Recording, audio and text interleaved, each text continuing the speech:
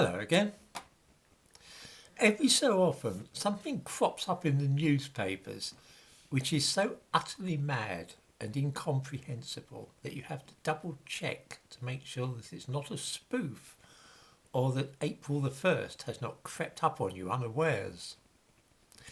I'm talking about the kind of news item which you might once have expected to see on Monty Python, but is now mainstream thinking. In the description to this video, I give a link to an article from the Daily Telegraph which informs us that the Scottish Government have decided to place free tampons in their men's lavatories in their offices in case they are needed by any transsexual civil servants. What they seem to be saying, and I hope I will be forgiven if I've got this wrong as I'm not an expert in gender dysphoria, is that some Scottish civil servants who look like men are really women who are disguising themselves as men, and not only that, they are so disorganised and disconnected from their bodies that they are unable to make any provision for when their periods begin. I hope that I have that right. It all sounds a bit odd to me though, not least because every woman I've known in my life has managed to make provision for her periods without the assistance of the government. Is this a tacit admission by the Scottish Government that they are not paying their civil servants enough so they can afford to buy their own tampons? It's very strange.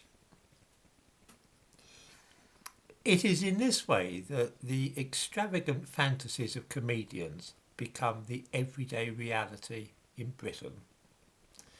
I am reminded of the film Monty Python's Meaning of Life, which came out just under 30 years ago. I give a link to a clip from the film, also in the description to this video.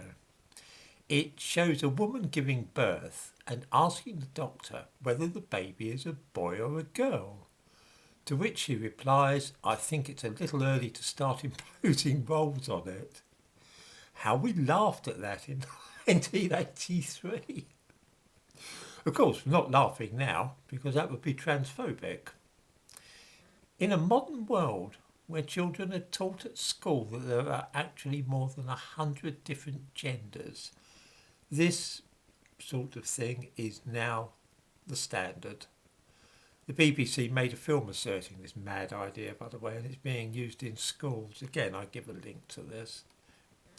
The idea that there really are no such things as boys and girls at all, and that it's quite impossible to say whether a newborn baby is a boy or a girl, that only time will tell.